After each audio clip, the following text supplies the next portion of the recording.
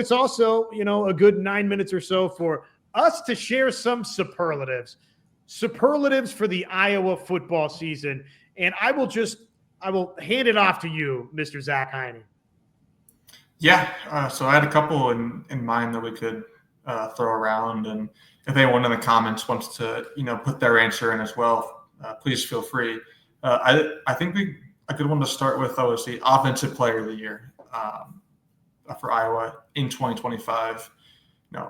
Is that Mark Gronowski's award to lose, or do we get one of the outside playmakers, wide receivers, or tight ends coming in to win that one? I think my pick for that is probably, I don't know if it counts, but it's kind of a weird pick for Offensive Player of the Year. But I think Jennings Dunker at right tackle he was really impressive at Kids Day. He was really impressive to the Big Ten Network crew when they visited for their preview show for Iowa on Monday. And I just think he'll be one of the best tackles in the entire country. And he's a big reason and a big way for Iowa's running game, especially to be really good, and also protecting Mark Gronowski in that passing game. So I would probably have to go, Jennings Dunker, which isn't, a super sexy pick for an Offensive Player of the Year, but I think it makes perfect sense for Iowa. Hell yeah, it's sexy. That's Hawkeye football, baby. Give me an offensive tackle. I love it. And he is going to be gigantic. That right side of the Iowa offensive line, Pieper and Dunker, they had a really good day at Kids Day. And that was one of the takeaways for a bunch of folks, was that right side of the Hawkeyes offensive line really, really stood out. Obviously, left side of that equation, you're trying to get Bo Stevens back healthy. It provided an opportunity to mix Leighton Jones in there, which is not all bad, right? To see some different faces there. And, Trevor Lauk and others are competing for left tackle. We'll see what that competition brings and how it ultimately shakes out. I mean, Gronowski, right? Let's hope that he's the answer for offensive MVP. Let's hope that he's the answer for MVP, period, for the Hawkeyes in 2025. If not Gronowski, then I think Kamari Moulton is a safe candidate. I just think, again, what you mentioned with Dunker, with Pieper, with Jones at center for you, all the experience there that you can lean on running right and hopefully running left before it's all said and done. I really like what you have in the backfield still. I know losing Caleb Johnson is a legitimate loss, but I think Kamari Moulton is primed for a big-time season. If not that direction, if not Gronowski or Moulton, or if it's not the superstar right tackle for you, Reese Vander-Zee, right? I mean, feels like somebody that we could be talking about at seasons and offensively.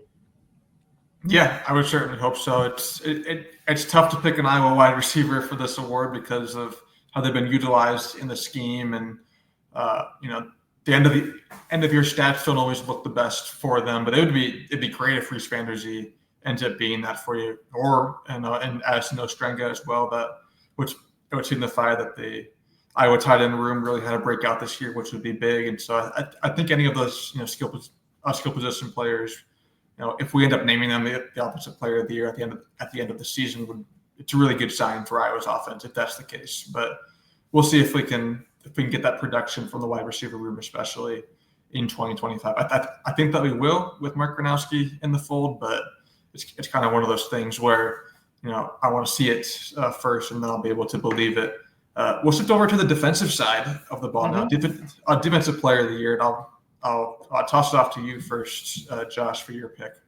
I think Aaron Graves is going to be your defensive MVP. He and Mad Max, I fully suspect, will wreak havoc on opponents, but I think Aaron Graves will be the leader of that group, the guy that is creating the most chaos in opposing backfields with what he's doing as a one-man wrecking crew. So if I get one player defensively, that's where my vote's going. But I love some guys that are going to be stepping up into larger roles. We just talked about one of them in Cohen Intringer. I think he could be a sneaky pick there. Carson Shire looked like to me that he's no doubt going to be getting his nose on the football on many an occasion based on what we saw from Kids Day at Kinnick. But I think you almost have to lean into, okay, who have we already seen produce a little bit? And certainly Graves would fit that profile. What about for you? Yeah, I think that defensive line is a pretty safe pick for anyone right there. I'm going with Ethan Hurkett. I think he's really good. He's someone that doesn't get talked about enough nationally, and even within the Big Ten as well. I think we talked about this in the show a few weeks ago. I think he could be a double-digit sack guy for Iowa in 2025, coming off the edge and working with Graves and Llewellyn. I think that Hurkett's in for a really big 2025 season. It would not shock me at all if he ends up with the double-digit sacks and being the defensive player of the year for Iowa. No doubt in my mind about that. The one that I was most intrigued by was most improved. Yeah. And there's some good candidates for this, maybe some early leaders in the clubhouse, if you will. Who's your first pick for most improved Hawkeye? It's tough because there's so many new faces that didn't play a whole lot last year. So I guess we could call them most improved based on last year. But I had a couple names that came to mind right away. Addison Ostrenga at that tight end spot. He's been good, but the overall stats haven't really backed that up. And so I think this could be a year where he puts it all together, becomes kind of that next Iowa tight end that we're all talking about. So it wouldn't surprise me if he's a most improved kind of breakout star. We talked about Carson Shire a little bit earlier. He's someone that, as you mentioned, was kind of flying around at Kids Day. And I think that he's someone that could end up being really important for this Iowa defense and improving from what we saw last year as well. But also kind of want to give a shout out to an under the radar. Well, not under the radar. He's well known, but you wouldn't really classify a senior for this role. But Xavier Wampa, I think, is someone that Iowa fans have been a little disappointed with, considering the 5-star status out of high school. And last season was fine, but it wasn't 5-star caliber for Wampa. I think he's someone who, at a new position now, heading into his last year at Iowa, I think he's someone that could really be in for a big season and improve from what we saw last year. T. Hink, a late arrival, but an arrival all the same. Mr. Taylor Hink in the house. Sorry, I couldn't get on tonight. Do we know how long defensive back one is out? And the reason I, tossed that right onto the screen is because I think TJ Hall fits in well into this conversation of who could we be talking about as the most improved Hawkeye.